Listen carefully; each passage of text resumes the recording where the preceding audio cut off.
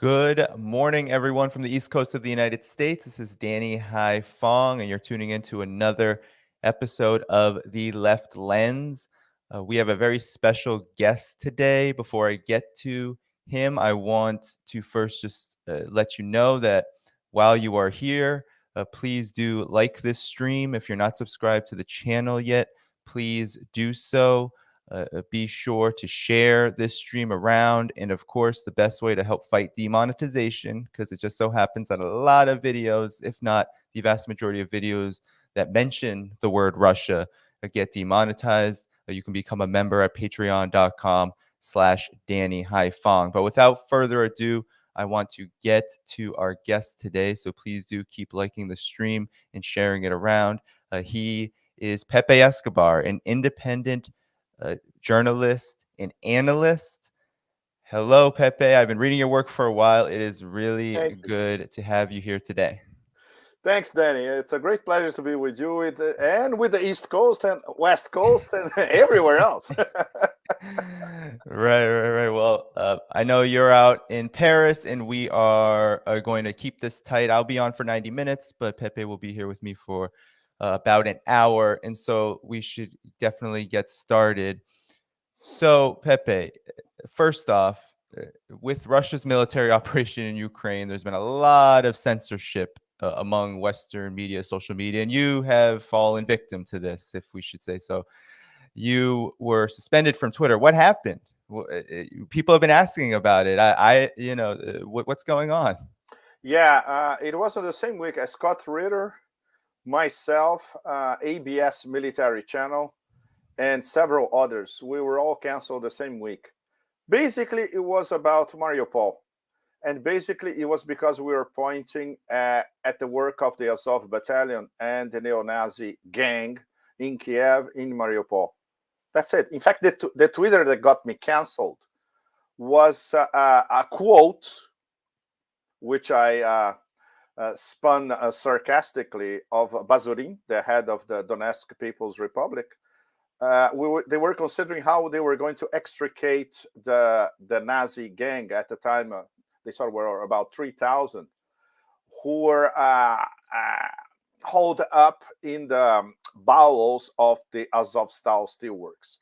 And at the time, the number one possibility was to use the Schmel flamethrower, which is not exactly what you see in a Tarantino movie. It's much, much more lethal. It's not like the Buratino, which is a multi-purpose flamethrower. It's a one flamethrower at a time, but absolutely devastating. And Bazurin was saying, look, this is probably what's going to happen next.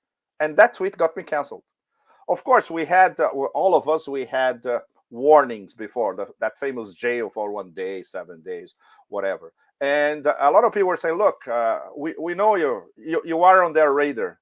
Because unlike most people, I was on Twitter for only less than 7 months. And my account grew too fast with Operation Z. And some friends in California, in fact, they told, look, you are on their radar. And Scott was on their radar as well, because his account was also growing too fast. So, it was inevitable. No surprises at all. It's a techno-feudalism in action. And I had been canceled from Facebook a year ago. So, the pattern continues. Yeah, I mean, this channel has definitely received a lot of demonetization. This is just a pattern, right? With anyone who's trying to get the word out about what's going on, not just on the ground, but also the bigger picture, which is something that you focus on, I think, so astutely. So, let's get to it. Recently, you've been writing in the Cradle about a new monetary system that's in birth. The Eurasian Economic Union is spearheading this. They're in discussions. You just interviewed a prominent economist who used to work in the Russian government from 2012 to 2019, and now Sergei Laviev, and now he is the appointee at the EAEU. Could you tell us about this monetary system? Because this is not being talked about in the Western media, and the censorship definitely helps fuel what I think is a profound ignorance of the implications for how this military operation that Russia is waging, how the response by the West has facilitated, I think, just an unprecedented trend toward de-dollarization. I think many of us thought would happen a lot more slowly. Yes, absolutely right, Danny. And it was quite interesting because this interview with Glaziev was republished by a lot of American websites. I think on Zero Hedge it went over 100,000 views, maybe even more than that, which is quite something, because Glaziev is a persona non grata and an anathema for 99% of Americans involved in economy and finance. Trying to sum it all up, Glaziev is in charge of the mechanism at the Eurasian Economic Union that it's a sort of equivalent of the European Commission in Brussels. They write policy and they implement policy. And this policy is at the highest level because we don't have, of course, a direct evidence, but it must have come directly from Putin and Patrushev, the National Security Council. Okay, let's go on. If we're driving a Maserati, let's go on fifth or sixth, and finally organize at least the lineaments of a new economic and monetary system, which will be based probably, according to Glaziev himself, a basket of currencies and gold as well, and energy. And the fact that Russia is linking ruble to energy, ruble to gas, and soon ruble to oil as well, and ruble to minerals. So when you have this connection of a immensely wealthy resource-based economy, which is the case of Russia, and not when you think of everything that has not been exploited yet across Siberia, for instance, it's nearly infinite, and you have a resource-based currency based on actual commodities of very, very high value. And you mixed with an economy, the Chinese economy, which actually produces stuff that is distributed and sold and consumed all over the world. Right. And you don't have an economy based on helicopter money, like our friends in the Fed or the ACB in Frankfurt. It's a totally game changer. Absolutely. Of course, the implementation is going to be a nightmare. It's going to be very complicated and long-term. We are at a very initial stage, which is Glaziev coordinating at the heart of the Eurasian Economic Union, Russia, Kazakhstan, Kyrgyzstan, Armenia, and which is the fifth one. Okay, I will remember. Kyrgyzstan. Yeah, Kyrgyzstan, Kazakhstan, Armenia, Belarus, and Russia. 5 members with some observers, including, very interesting, Vietnam. It's an observer of the Eurasian Economic Union. Indonesia is interested. This could extend to other Eurasian players that are already part of the Shanghai Cooperation Organization. So what we could see more or less is that as soon as they have more or less the framework of the new system, it's going to start being implemented by Russia and China, with Kazakhstan as a very important player as well. It will extend to other important players across Eurasia.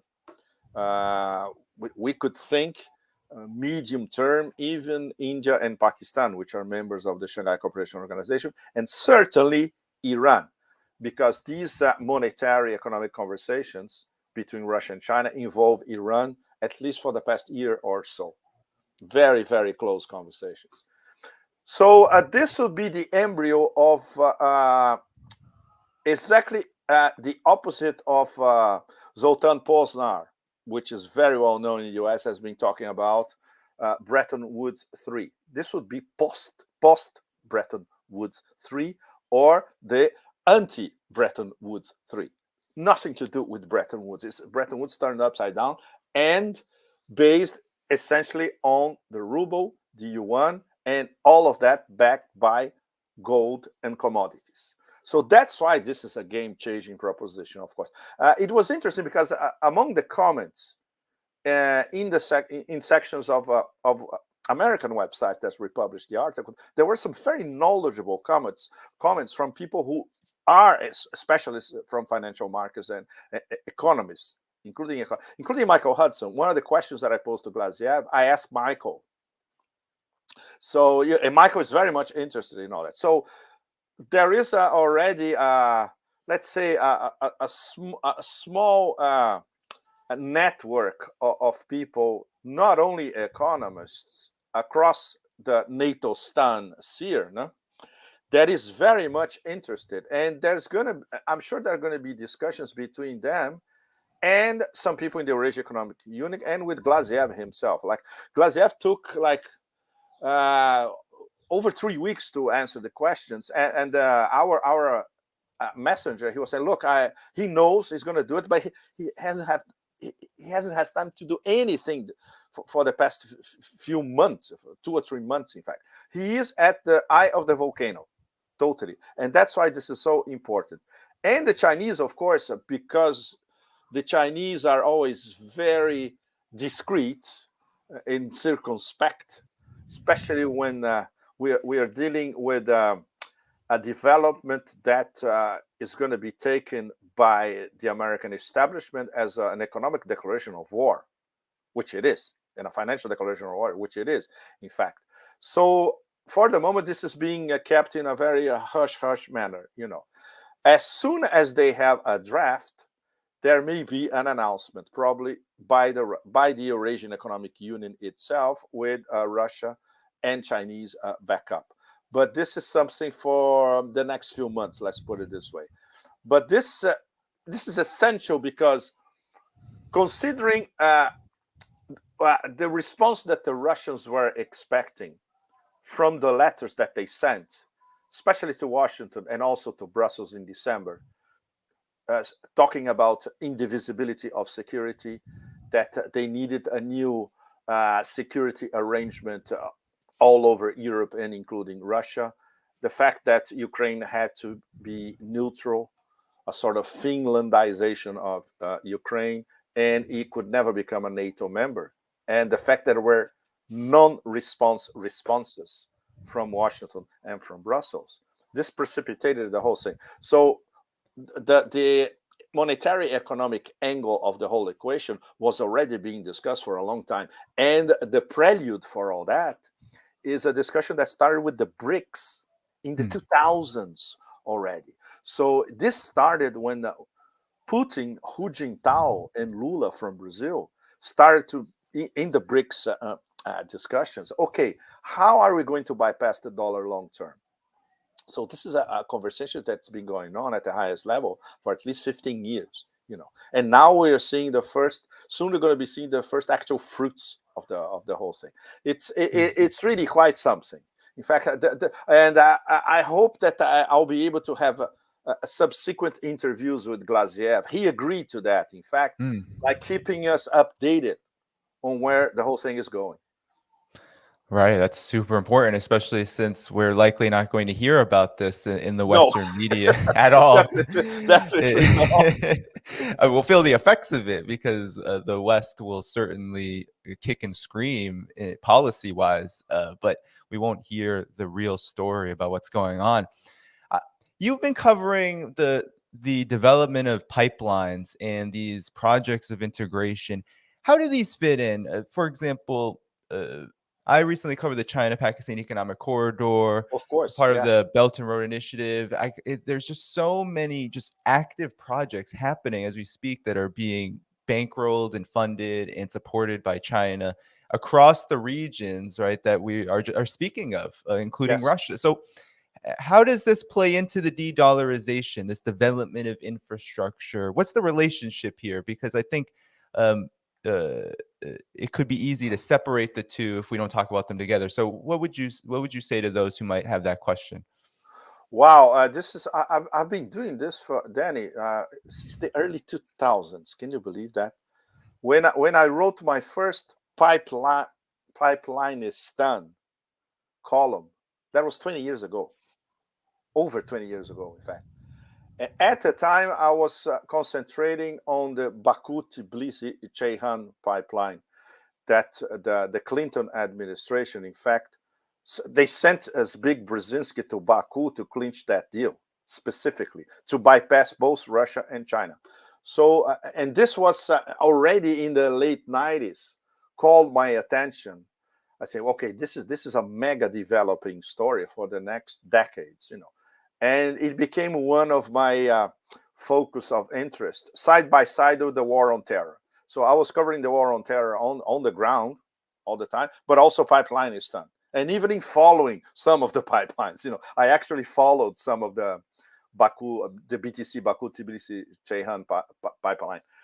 And this was being, and they started to develop in the mid 2000s, directly linked to the strategy of the Cheney administration. We cannot call it Dubia, right? We call it Cheney administration, because they were sending basically emissaries to Central Asia practically every month or every 2 months to discuss how the Americans could interfere, profit, derail, or even organize the trajectory of certain pipelines, especially from gas from Turkmenistan, for instance. And they were dealing with Kazakhstan, where the Americans were already present, Turkmenistan, and Azerbaijan, which is basically BP territory, So this was very, very interesting, because the whole thing started to change in the 2010s, when the Americans first came with the. I wonder if people in the US still remember that Hillary Clinton proposed the Silk Road. Do you remember this, Danny?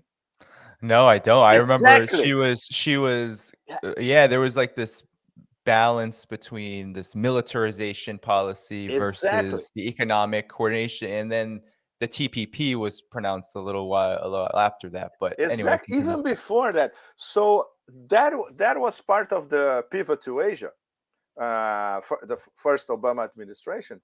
And obviously this idea came out of the State Department. Hillary said it was her idea. It was not her idea. It was basically Kurt Campbell's idea.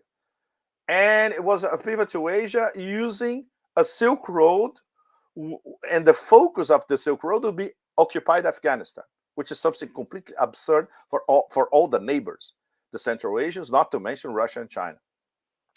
And then when the Chinese launched the new Silk Roads in 2013, 9 years ago, first in Astana, now Nur Sultan, and then in Jakarta, the Maritime Silk Road, the whole thing changed completely, because the focus for the Chinese was the Chinese building or helping to build pipelines for their energy necessities. They had already did that with Turkmenistan.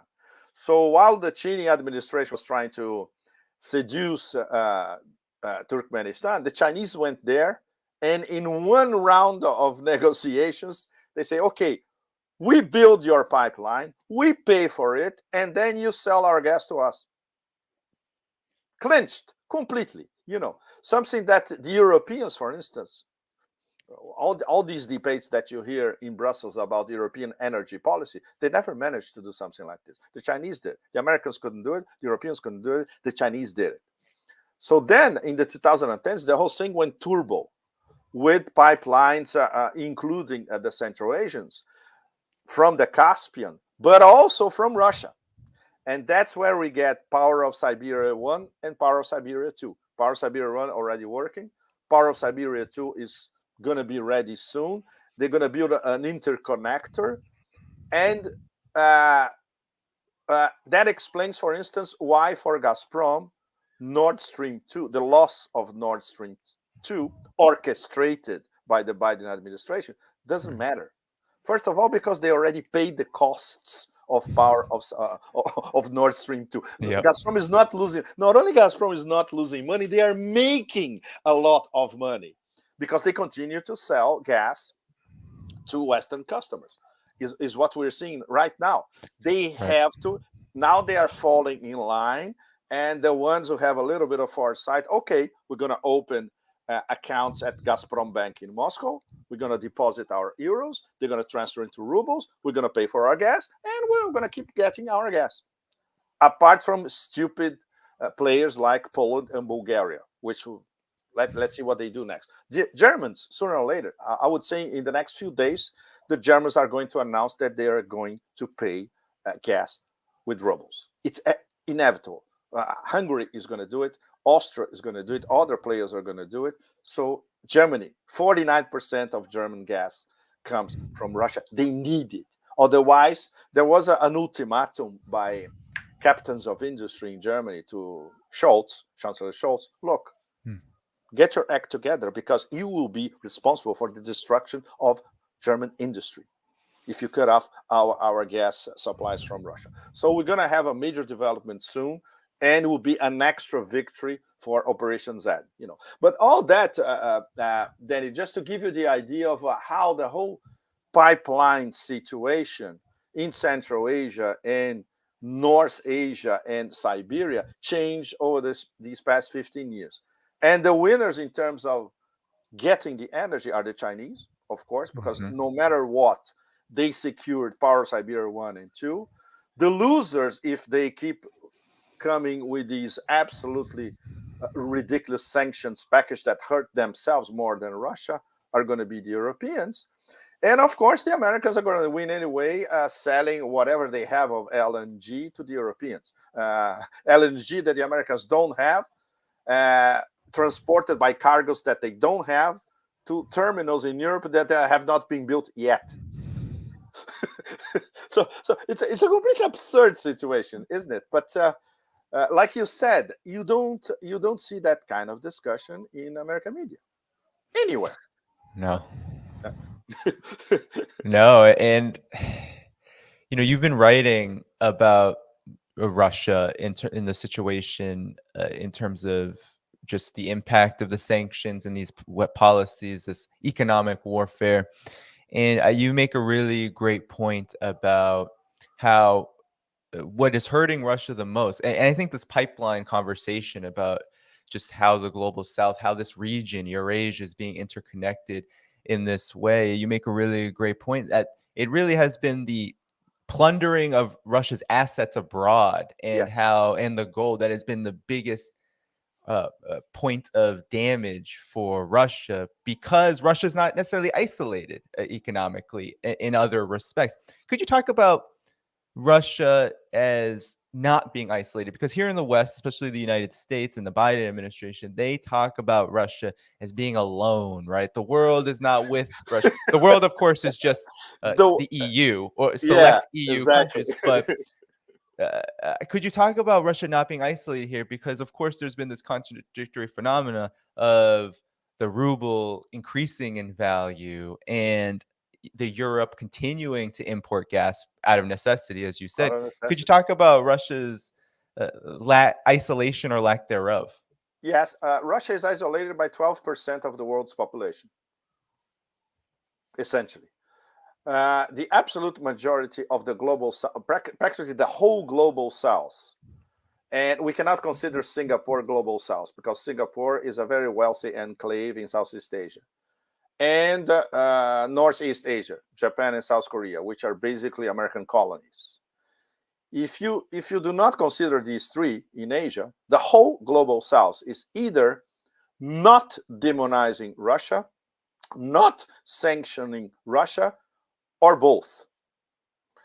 And this includes, of course, the BRICS countries, very, very important, which are the basis of a concept that has already been established at the Valdai Club, in fact, in Moscow, and is going to be expanded by the BRICS leadership soon.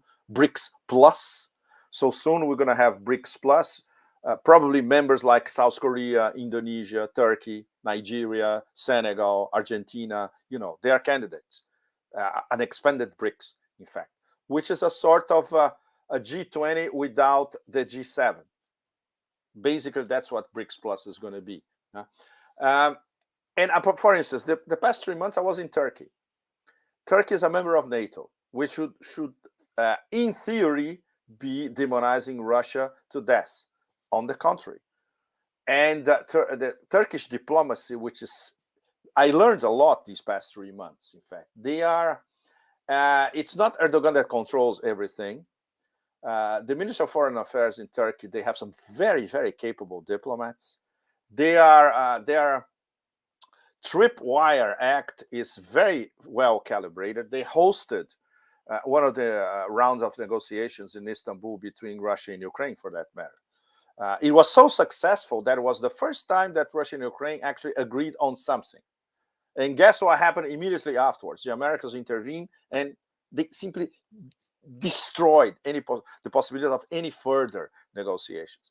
So in Russia is interesting. I talked to a lot of people of the Russian, of the Turkish establishment or diplomatic establishment of academics that say, well, of course, we simply cannot afford to demonize or isolate Russia because we depend on them on so many levels. Gas, Turk Stream, building of nuclear plants, tourism, you name it. So the way they are playing it is a lesson for the West and for the other NATO members, of course.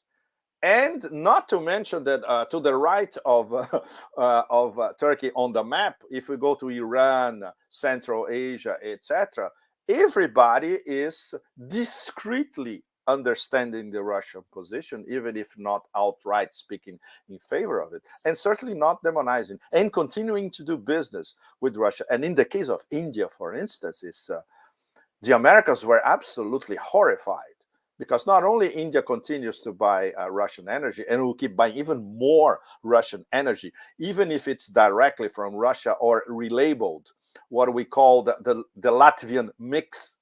It's 49% Russian oil, 51% Latvian or other destinations, mixed in Latvia, and then sold all over. But they're going to be paying it in their own currency, the real, and with the real and ruble mechanism as well. From the point of view of the American establishment, this is absolutely horrifying. It's happening. And it's one of the most important BRICS nations as well. So Russia is definitely not isolated by all means. Across Eurasia, across Africa, all over Africa, and all over Latin America as well. Even Brazil, with a right-wing military dictatorship still in place. Mm-hmm. The Brazilians know that the Russians are, first of all, they're a member of BRICS.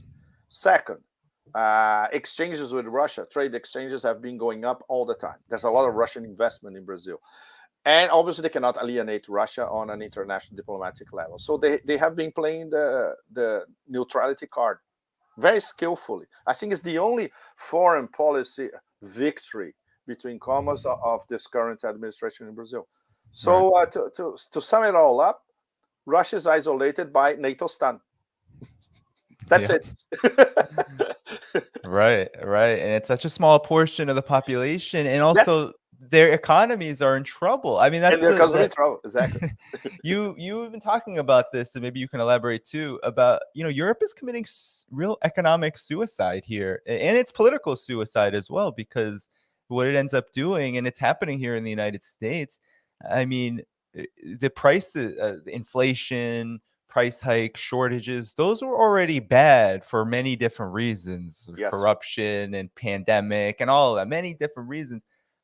But it was almost like pouring gasoline on a house that was already on fire. And so now it's coming back tenfold, and all they have to say, all the elites in the media and the celebrities, even, right? Because in the US you have to have celebrities talking about politics, but they're talking about, you need to pay this tax, this Putin tax hike for Ukrainians, right? This is for Ukrainians, pay this extra money.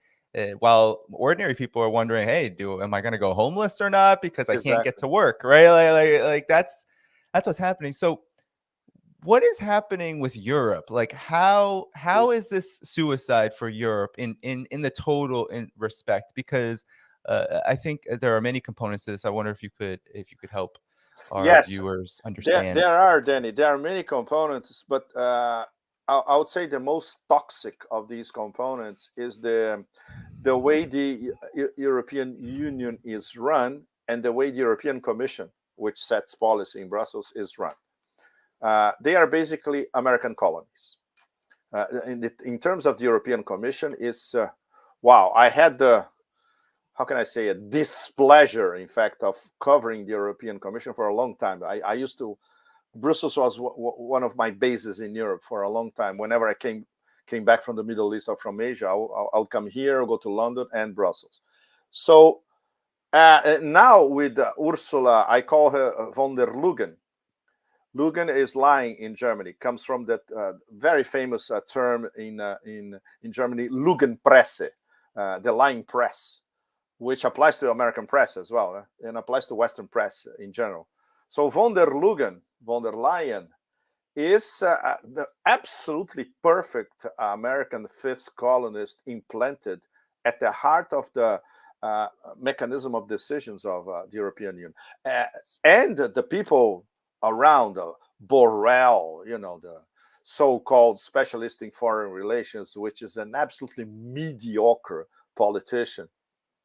And the people at the European Parliament, etc. So it's the whole thing is being run by Washington, and because they are vassals, and because they have the mentality of vassals, they can be even more strident than the master, which was the case of that completely absurd serial package of sanctions following the American sanctions that they without any sort of technical discussion, and they have very good technical people in Brussels who could point to the to the different commissioners of the European Commission. Look, we can't do this because it's going to be blowback. Look at the numbers, blah, blah, blah. Now some of them are looking at the numbers and say, oh man, we're fucked. But now it's too late. So what are you going to do? You're going to retract? No, because the level of Russophobia and hysteria this past 2 months went, wow, it's intergalactic, in fact. That it's impossible to retract from that, and the loss of face, not only for them, but in terms of the average EU citizen paying taxes, which these people don't. These people who legislate in Brussels, they have fat salaries, they pay no taxes, and they retire with full salaries without paying taxes. So it's the best job in the world. And you rule unelected over people who pay taxes and actually bother to vote in national elections, which is what's happening in France nowadays.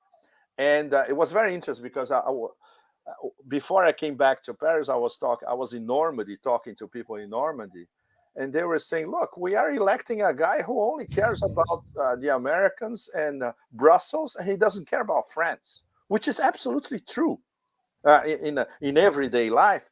Macron is not minimally interested in the plight of people who work in the health system here in France, who used to be one of the best in the world, and now is collapsing fast and is going to be privatized. He doesn't care about the plight of fishermen in Normandy, for instance. No, he is a transnational plutocracy messenger, strategically positioned in the second most important country in the European Union.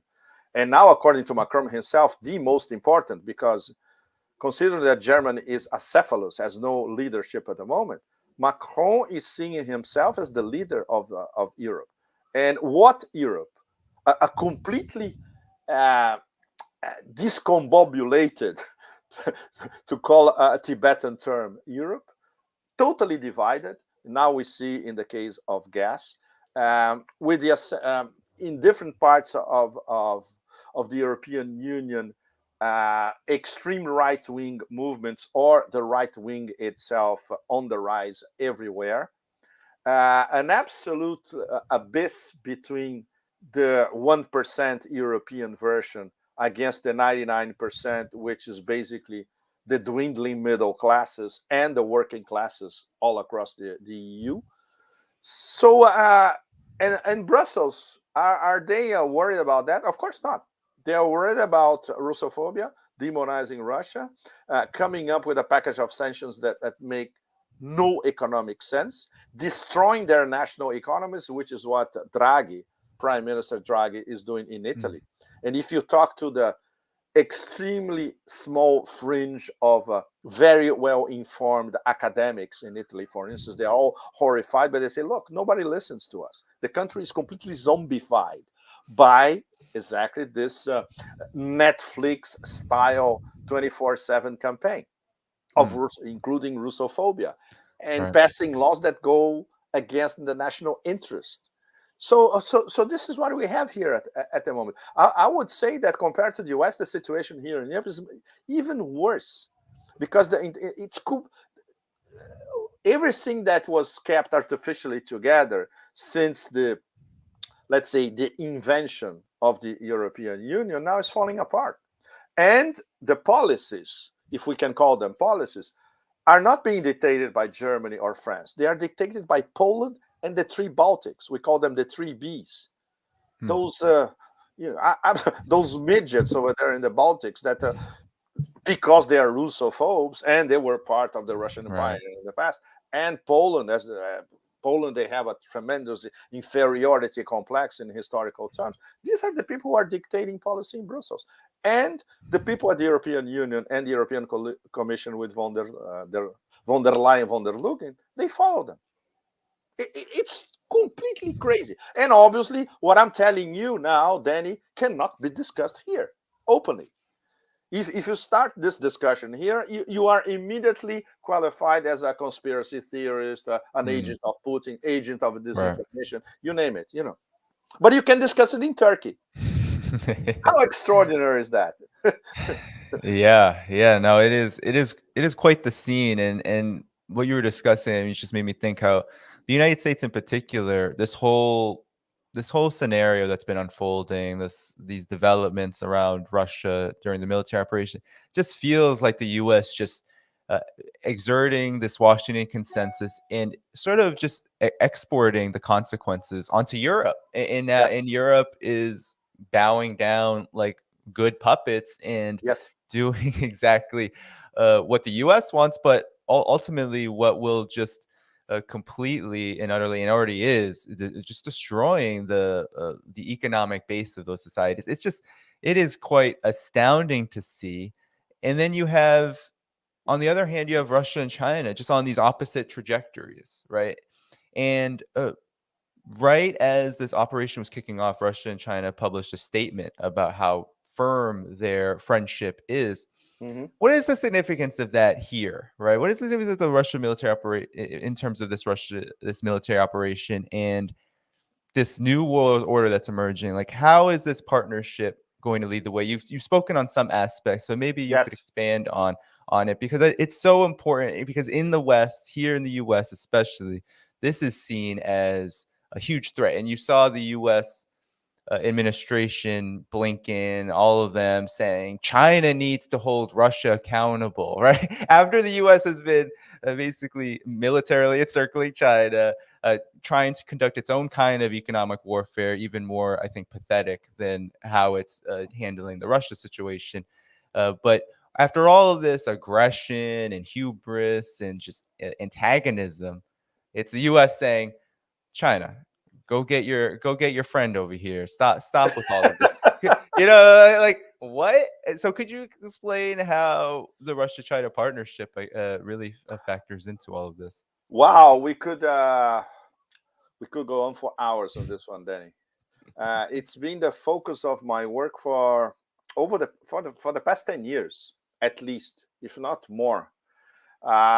Since the start of the New Silk Roads in 2013, I've been covering the New Silk Roads full time on a weekly basis, including many trips, China, Central Asia, Pakistan, Laos, and in Southeast Asia. And it's impossible for an average Westerner an American or even a relatively well-informed European here in France or in Germany or in Italy to understand the particularities and the extremely nuanced relationship between Xi Jinping and Putin and the Chinese leadership and the Russian leadership, because this is something they have been developing for years at the highest level, not only between the leaders, but by their Ministry of Foreign Affairs, by their academics, by their research centers, by the interactions between some of their best intellectuals. Of course, there is some resistance on both sides. There is some resistance in some sectors of the Russian intelligentsia because they fear that Russia would be the minor partner in a relationship with China. And there is some resistance in less, but there is in some Chinese centers of in excellence, let's put it this way, because they might think that Russia might drag them down because Russia is much more powerful in confrontational terms against the US than China really is. At the same time, the Chinese know that they are next, that the focus at the moment by this toxic mix of neocons and neoliberals, humanitarian imperialists disguised as neoliberals, China is next. They are starting with Russia, and the ultimate threat is China. So they take this into consideration as well. Operation Z, the lineaments of what would happen, of course, Putin and Xi had already discussed between them. And Wang Yi and Lavrov had already discussed between them, of course. Not the exact date where we would stop. Well, it would start, sorry. But what might happen, because the Russians were not getting any response from the Americans when they started, okay, let's have a discussion about indivisibility of security. And absolutely nothing happened. And the Russians already knew that nothing would happen. So they had to do it because they were already looking at, when you are a good chess player, you're already looking 5 moves ahead. Okay, so what if they don't do anything? Well, we have a series of scenarios. One of them is we're going to pacify Donbass. The problem is they had to do it the worst possible way, because Russian intelligence found out that the American NATO plan was to instrumentalize the Ukrainian forces based on the border of Donbass to launch a blitzkrieg, which could turn into a genocide. And this was, they had to have 100% certainty. And they did before the start of Operation Z. The difference were dates. The SVR, Russian Foreign Intel, they had 3 dates. Look, the blitzkrieg could start end of February, mid-February, end of February, or the first 2 weeks in March. So in the end, Putin decided not to gamble and not to, okay, let's start this as soon as possible.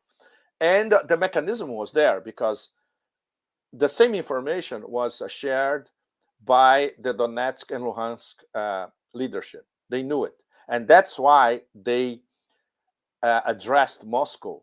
Look, can you support us? And can you recognize that we are 2 independent people's republics? And that's what happened. The Kremlin recognized them as 2 independent people's republics. They asked for help because they said, look, we're going to be invaded. And that was the beginning of Operation Z. Of course, none of these technicalities and details is explained to Western audiences. So it's impossible for anybody in the US, Canada, or the whole NATO stand space to put the whole thing in context. Because if you don't know what happened in February, it's impossible to understand why Operation Z is deploying. And if you don't know what happened in Donbass for the past 8 years, even worse, because this was a Russian reaction to what was going on in Donbass. In my own case, I saw it by myself when I went there in 2015. People living in bunkers and being shelled all the time by Ukrainian forces. But very, very few people in the world knew, outside from Russians, knew about that or know about that. And that's the problem, because the absence of contextualization about everything that is going on leads us to the French called it pensée unique, unique thought, which is it sounds great in French, but not very good in English. So you only think under these terms. Putin is crazy and he launched an illegal invasion. He's killing people. And there's nothing else because there's no context. He snapped. And he just oh, he's evil and he's snapped. So no context. And the context is extremely complicated. First to understand and immediately after to explain to people who are not familiar with the history of Russia, the history of Ukraine, the history of this whole region, the complexity of the Black Sea, for instance, the question of Crimea, all that. It's very, very complex. And but from the point of view of the toxic marriage, neocons, neoliberals, it's very easy. You reduce this to a formula, the new Hitler. And it was always, as you know, Danny, and everybody watching us, you all know it's always the new Hitler, right? Right. Plenty. I mean, what Saddam Hussein, Muammar Gaddafi, everyone's the new. Everyone that is a target of war is the new hit. Every leader that's a target of war is a new Hitler. Well, we have only a few more minutes. I definitely want to get one last question in here. But while everyone is here, keep liking this stream, subscribing to the channel, and of course, I'm an independent journalist, so demonetization is ridiculous right now. Please do subscribe at patreon.com/DannyHyphong to support this work. The last question, Pepe. Yes. Where do you think this is going? Because I've been talking on this channel a lot about this new Cold War, right? And how the US and, of course, its European puppets and other allies have been sort of creating a very hostile situation with Russia, China, and, of course, all of its allies. Yes. And now we have this operation, this military operation that Russia felt compelled to engage in order to rectify historic wrongs. Where do you think this is going in terms of, you've talked a lot about, of course, de-dollarization, but in terms of the broad landscape, where do you think this is going to go? Because some are predicting this will just go on and on and on and on in order to try to starve Russia. That's been a popular theory. But what would you say in terms of how you've synthesized the ongoing developments, where this may go in the coming weeks, months, and longer? Well, what the Americans want is long war, infinite, another derivation of the long war. Remember, 20 years ago, an infinite war, dragging Russia down, a sort of Afghanistan 2.0 on mega steroids and mega lots of weapons, which are still flowing. But instead of having a jihad international like we had in Afghanistan in the 1980s, we're going to have a neo-Nazi international, sort of, with administration and management by NATO instructors, just like the 400 who are holed up at bowels of Azovstal in Mariupol. What the Russians want is something very, very simple. First of all, clean up in terms of demilitarize and denazify Donbass, Luhansk, and the environs as well. And all these areas will never be part of Ukraine. Forget it. Ukraine will never have access to the Sea of Azov. It's over. And depending on phase 3, we are at the beginning of phase 2, Ukraine will never have access to the Black Sea as well. So this is very, very, in geopolitical terms, this is a bombshell. And this is where we're going in the next weeks and months. So we're going to have a different map with a different rump Ukraine, probably. A very, very strong Novorossiya, including the Sea of Azov and the Black Sea. Referendum in these areas where they will decide what do they want to be? Do they want to be independent republics? Do they want to be a confederation? Do they want to be annexed to the Russian Federation? So the locals will decide. It's not Moscow that's going to decide. It's the locals that are going to decide in all these places, including Mariupol, Kherson, etc. And of course, the west of Ukraine is a mystery. Maybe it will be annexed by Poland. Who knows? Maybe the Russians will allow Poland to annex some of it. Maybe the Russians would say, no, it's a red line. There's going to be a demilitarized zone as well. And if you send somebody here, we're going to send zircons and sarmats against the centers of decision, which is what they are saying again and again. And Putin today, Danny, said the same thing. If you try, any of you try to intervene in what's going on in Ukraine, we're going to hit you. And we're going to hit you hard. Yeah. It's hard. And this, you don't, Russians don't do this kind of, it's not even a threat. It's something that they already said many, many times. Look, right. We already told you many times, this is an internal problem between Russia and Ukraine, which are brothers, essentially. Mm-hmm. Look at our history, if you know anything about our history. If there is a NATO intervention or American intervention, we're going after the centers of decision. So everybody in Washington or in Brussels knows about it. And they keep playing, of course, around it or trying to find a third way, fourth way that doesn't exist. So this is the, let's say, the local scenario. After that, it gets much more complicated because if the Americans, NATO response, refuse serious discussion about indivisibility of security, if they have, for instance, Finland and Sweden entering NATO, just to give you an example, this means the end of a non-nuclear status for the Baltics. So there are going to be Russian weapons pointing at the three Baltics plus Finland and Sweden. Yeah. There's no question about that. Same thing about Romania and Poland. If the Americans decide that they're going to keep bases in Romania and Poland and have missiles over there, the Russians are going to point nuclear missiles against Romania and Poland. So this thing could degenerate really fast unless somebody, which we still don't know, Deus ex machina in Washington, okay, let's sit down and discuss with the Russians because nobody wants World War III here. Right. But the problem is the neocons want World War III. And we are hostages of these people. Like I wish Gore Vidal was alive today to say, but these people, they're disgusting. When he was alive, remember, he was saying, these people are disgusting. And he knew, Gore Vidal knew everybody.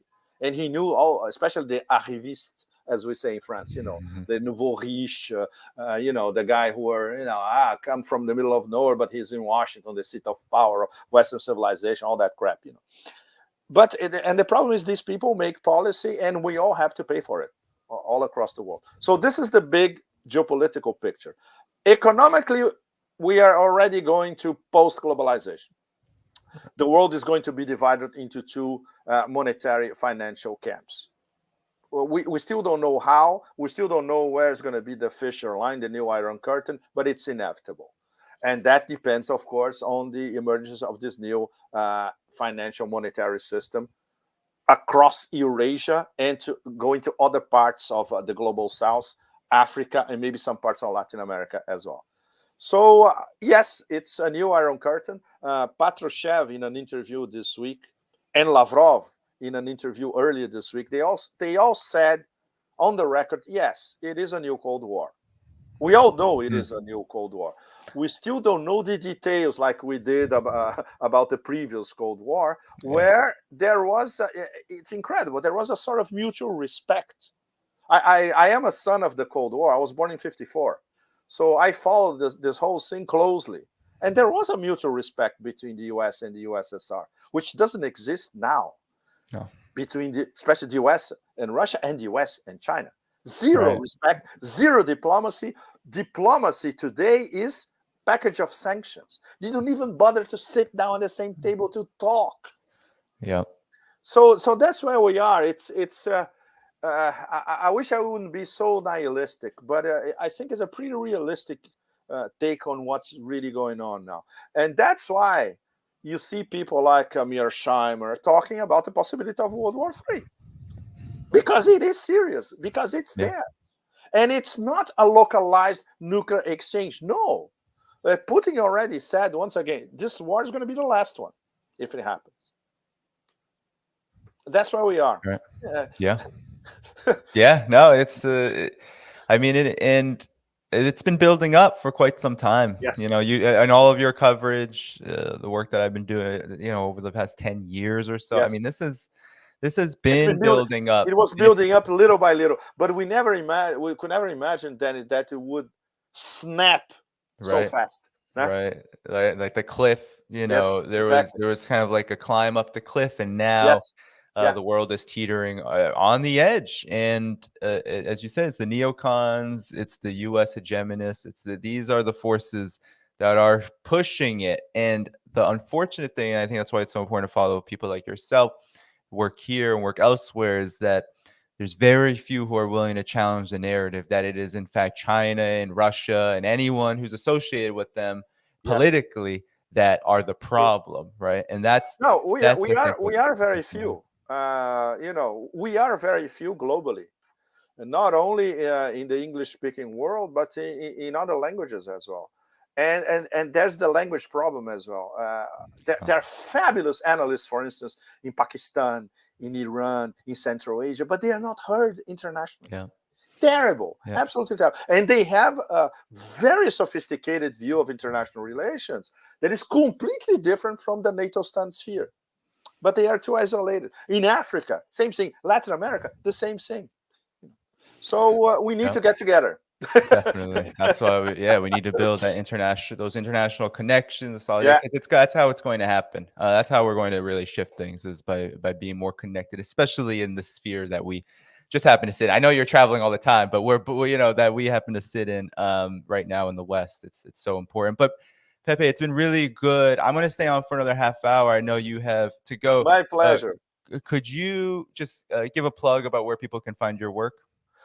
That's a very good point. Thank you, Danny, for that. Because okay, a lot of people know that I am at war with Asia Times, so I don't know if I will still write for them. The problem is most of my work for the past 20 years is there. So including everything that they lost my archives. So I was my own initiative. I started to publish some of my archives on ebooks.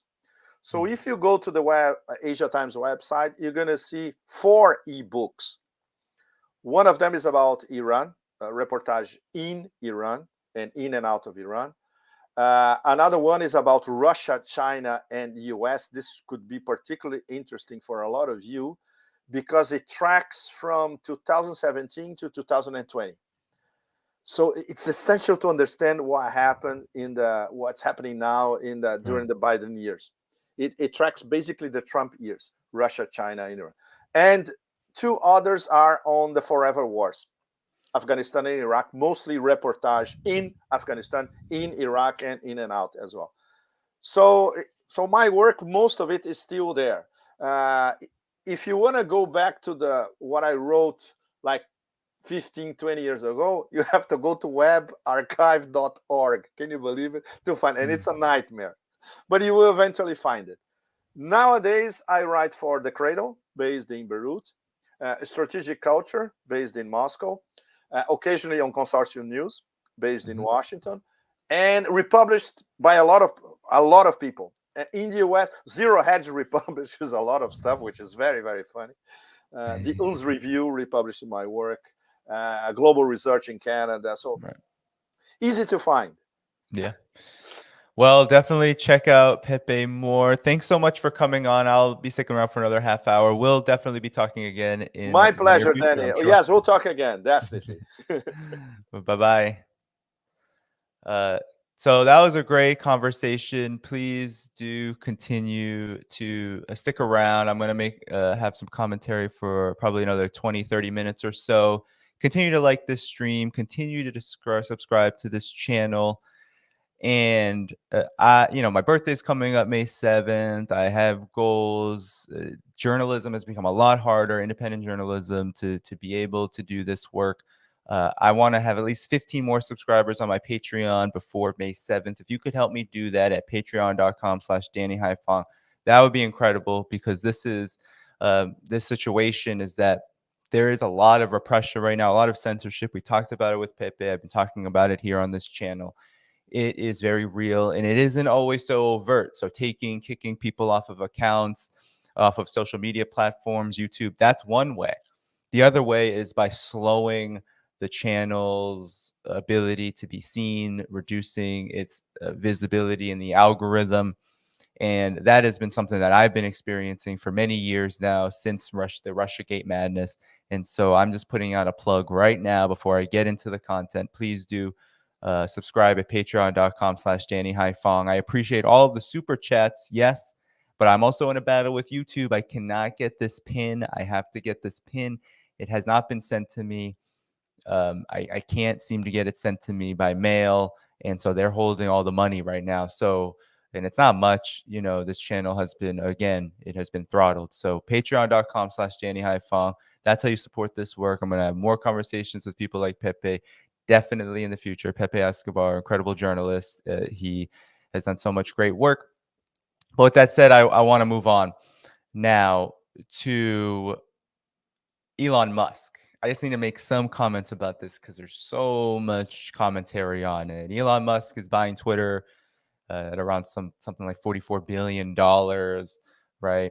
And there's a lot of feelings about this. But now you have the Western media, the liberal corporate media, especially just going ballistic, right? And mind you, this is a problem, okay? It's not a problem in the way that the Western media and the capitalist elites who are in competition with people like Musk see it. It's not the neocons and neoliberals. It's not how they see it, right? That's not their. I'll get to their problem. The real problem with this is that it's just a further consolidation of imperialism. It's like Vladimir Lenin 101, imperialism, the highest stage of capitalism. You have a huge magnate like Elon Musk using both his capital and also the financing he gets from the banks, right? Morgan Stanley, and I believe there's 5 others getting in on the mix in order to finance this merger, really, this kind of takeover. This is just imperialism doing what imperialism does. And it's the banks that actually rule here because Elon Musk would never self finance the complete purchase of a capital entity, right? This is purchasing capital. It's not like going to the grocery store. I'm going to get some apples and chicken. No, this is capital. This is something that produces profit. This is something. So he's purchasing this with the help of the banks, and it's a further consolidation of social media. So of course, it's a problem. Further privatization. Of course, that's a problem. But that's not that. Even when the mainstream media, the New York Times, is mentioning this, they really are concerned more so about the so-called free speech absolutism. Now, I don't believe anything that comes out of Elon Musk's mouth because he has demonstrated just a horrific and horrendous record around workers' rights, super exploitation of workers, his just crass sort of way of talking about things where he says, well, I'll coup whoever we want.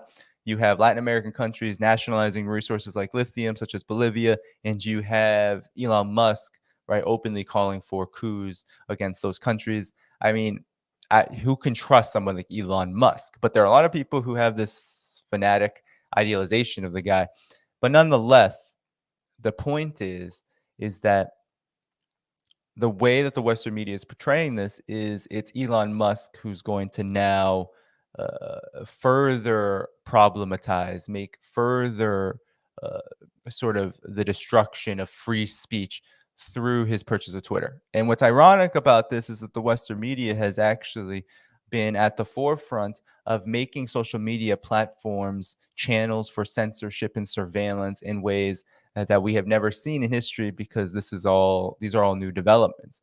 So you have U.S. intelligence, you have Western intelligence, you have big banks, you have you have the whole consortium of ruling class interests using social media in partnership with the banks and the shareholders and the part owners, right?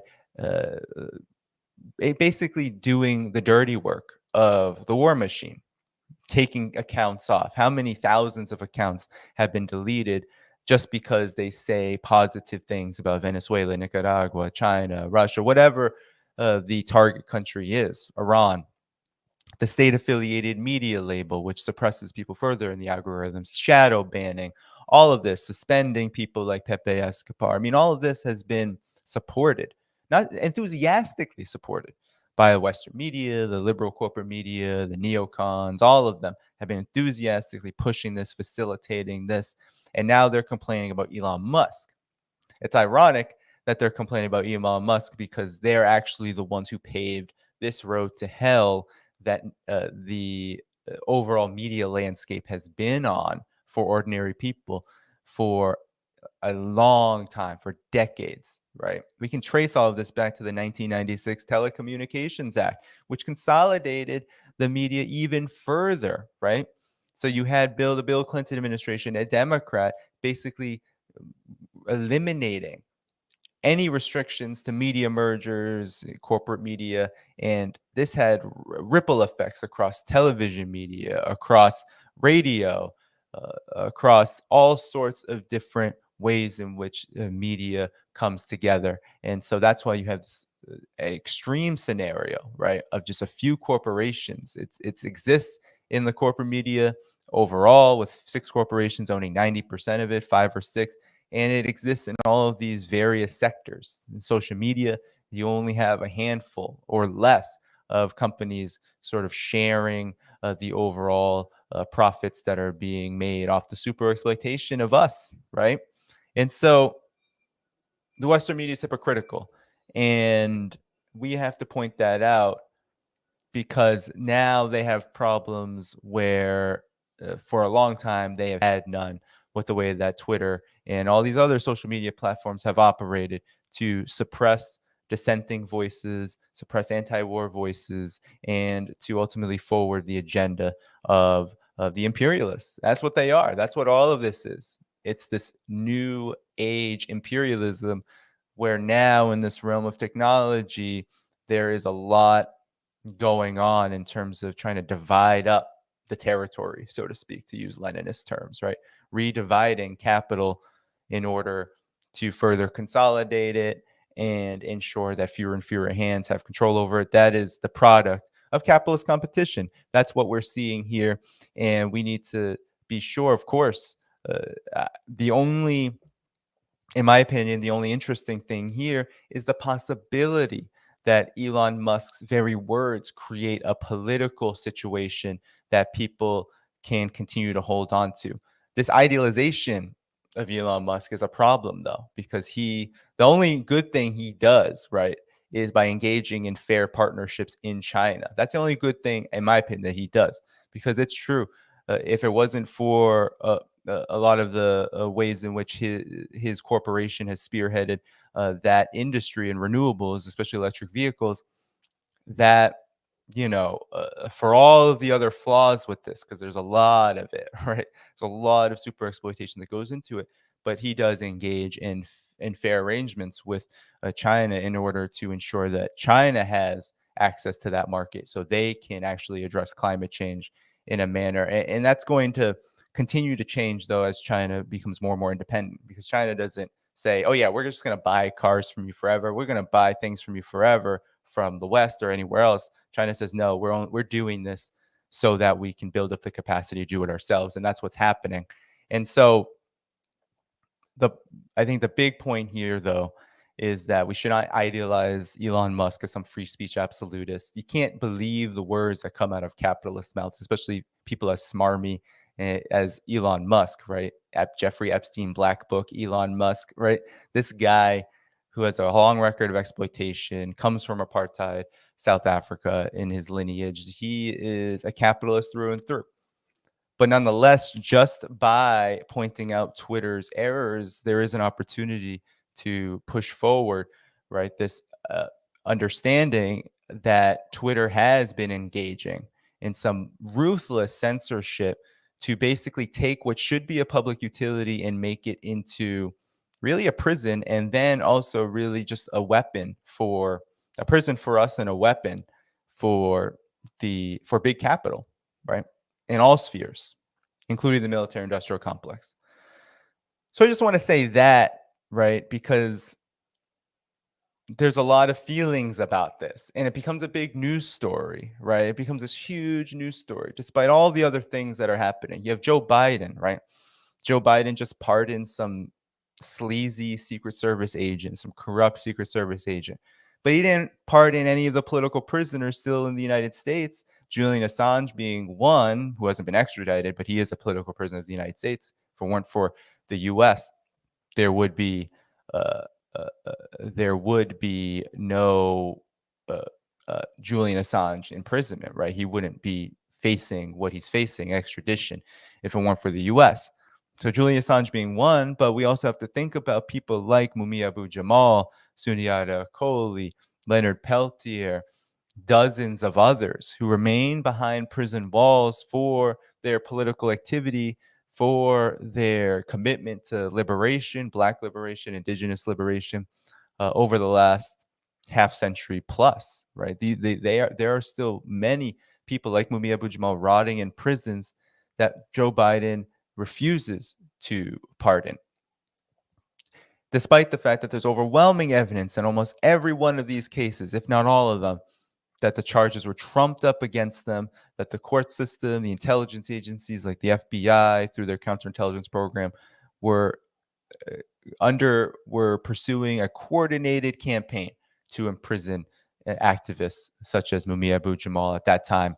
And that campaign continues into today, because every time they go up for parole, these police unions and their friends in intelligence come together and pressure the courts, the state courts especially, to abide by their diktats, which is to kill these activists and show people an example of what will happen to you if you do the wrong thing, which the wrong thing here, quote unquote, is defined as standing up for liberation, fighting for your people, for the exploited, for the oppressed, right? Standing up to racism, capitalism, imperialism, exploitation, and saying no more. We're going to build something else, and we're going to build the rudiments of that in the Black Panther Party, the American Indian movement, right? That is what is at stake here. And that's why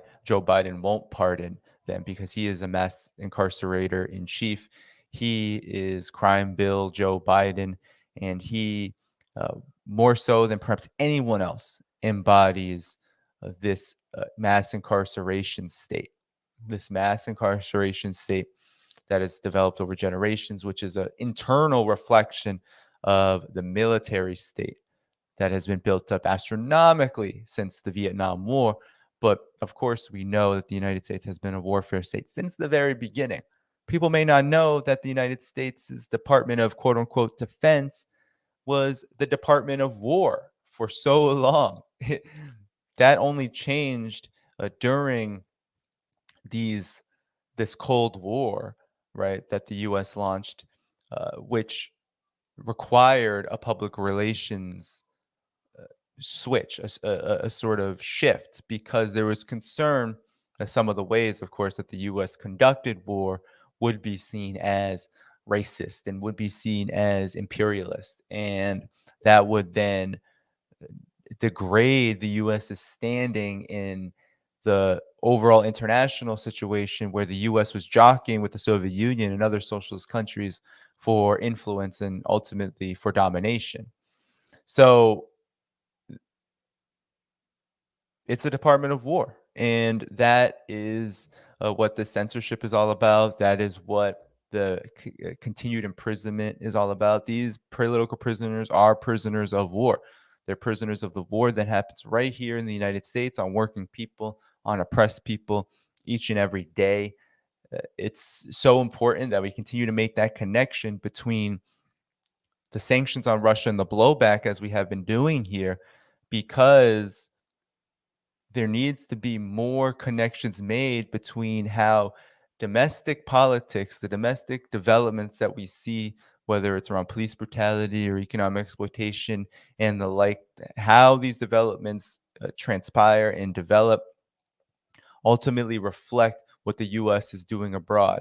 Right? Martin Luther King Jr. said, "The bombs that explode abroad come right back home and explode. The bombs dropped abroad come right back home and explode, on working people." And so that's what's happening right now. And the Russia situation is just I think the most direct way to link those two things, because the United States continues to pump weapons into Ukraine, enforce these suicidal sanctions, Europe the same, and it's coming back to working people in terms of really damaging economic conditions, incredible price hikes.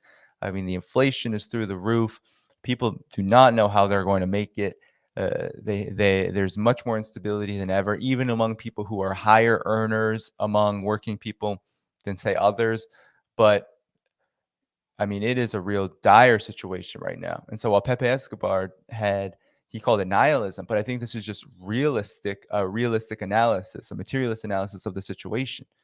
And that analysis, that materialist analysis, now needs to be put into action. Now we need to continue to spread the word, get out the word, educate our communities, build organizations, all of that, in order to move to this new phase, join in on this decoupling from imperialism that's happening quite organically, not in some sort of, this is some sort of political movement, but it really is an objective phenomenon that we can join into, so long as we're not dragged down by bourgeois politics, especially in the form of the Democratic Party.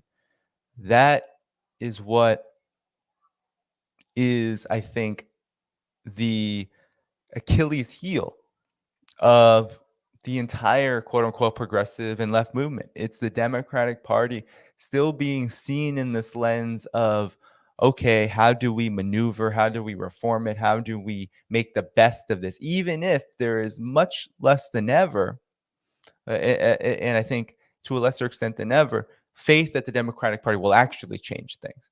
But no, there's still this, I think, hope that if you can fight the Democrats the right way, if you can maneuver around them the right way, support the right people, creates a certain kind of conflict in the Democratic Party, that you're going to get what you want. The Democratic Party has put up the levers, the walls that it needs to ensure that that conflict is likely not to transpire. At least that's my opinion, right? I had some hopes in 2016, less so in 2020, that this kind of new trend, right? The Sandernistas, as we called them at Black Agenda Report, this new trend of sort of social democratic thinking and universal health care and student loan relief, all of that stuff coming to the fore, right? Green New Deal, that could create a split in the Democratic Party. Now, I don't believe that that's going to happen. It's going to happen like that. I think the split will only occur when those a significant number of so-called Sandinistas, squad sort of followers, those folks decouple themselves from the Democrats and see that this is just not the party for them. And I think that's the only way that split really occurs, because the individuals, right, the Sanderses, the AOCs, the Elon Omars, they're not going to break from the Democrats, and they will defend the Democrats in key ways to ensure that the movement remains weak. And that's not necessarily some kind of agenda that they're conspiring. That's just the nature, the character of their role, that they have chosen a particular career and they have succeeded in that particular career. And now they are going to try to hold on to that success within the already existing political structure. But for those of us who don't have a stake in that, what do we have a stake in when it comes to seeing AOCs and Elon Omars? No, we don't have a stake in that, because we already know that the policies aren't changing, and ultimately we don't garner any benefits from that. So we have to address this Democratic Party Achilles heel if we're going to address questions like what we spoke today. If we're going to address the Elon Musk, the monopolization of social media, the Democratic Party is not on our side on this. Even if they don't like Elon Musk in a lot of ways, they surely will continue to champion that social media be these big tech corporations be a lever of repression, which only then facilitates more Elon Musk situations, right? Because it creates this further creep toward these social media companies being further and further, quote unquote, private. They're already private, but quote unquote privatized, but really moving further and further away from any notion of a public utility, which is what they are and which they should be. But nonetheless, right, that's what they're doing. Or if we're talking about political prisoners, right, the Democrats have no interest in freeing Mumia Abu-Jamal, in ensuring that Assata Shakur's head is not up for bounty, right? It was Bob Menendez that put that into place in New Jersey, right? And it's, of course, the federal government, the rest of the federal government, the FBI, they're all on board with the Assata Shakur bounty. Sundiata Kohli, all of these political prisoners continue to rot in prison after successive Democratic Party administrations. So we can just go down the line on issue after issue after issue. And then you have what we talked about with Pepe Escobar today, this new Cold War, this division of the world between states that are attempting to become more monetarily, economically, financially, whatever you want to call it, and politically independent of U.S. hegemony. You have those states led by Russia and China, and then you have the United States led by successive Democratic Party administrations escalating hostilities toward those countries in order to maintain dollar imperialism, in order to maintain political and military hegemony. That is the landscape, and successive Democratic administrations, with Obama injecting steroids into this project of hostility, that should tell us that the Democrats have no interest in peace. And not only this, they are the war party, and they have the capacity, by mobilizing so-called progressives, to support what could be one of the most disastrous developments in human history, which would be an open conflict between the US, its allies, and China, Russia, and its allies. That would create a sort of humanity doomsday scenario, which none of us want to see, which is why we need to become independent of the Democratic Party to get there, because the Democrats have no interest. Ivan, AOC, Omar, whatever, whoever, Rashida Tlaib, they don't say or do anything to make the situation better. Where is their opposition to arms, to pumping Ukraine with arms? Bernie Sanders is probably supporting this. I don't know for a fact, but he was supporting sanctions 100%. But continue to militarize Ukraine is being seen by people like Ro Khanna as necessary to defend Ukraine from Russia, and that the war would be over in a day if we didn't give those weapons, and Ukrainians would suffer, right? Weaponizing the so-called suffering of Ukrainians in order to justify these massive arms shipments and these military agreements with Ukraine that just cost us more, and continues this descent for the United States as essentially an economic basket case, because you can't keep pumping hundreds of millions, billions of dollars worth, in addition to the 800 billion US military budget, and then also levy these intense sanctions and have Europe pay the most price for it. But really, the whole world economy is paying the price, and expect that there's going to be good outcomes there. But nonetheless, here we are. It's a dangerous situation, a really dangerous one. But what I am grateful for is that, I think there's a growing community of people worldwide who are opposed to this, that the majority of the world's population is opposed to all of these things, but especially, right, the US, NATO, in the US like instigated crises and conflicts that we see around the world.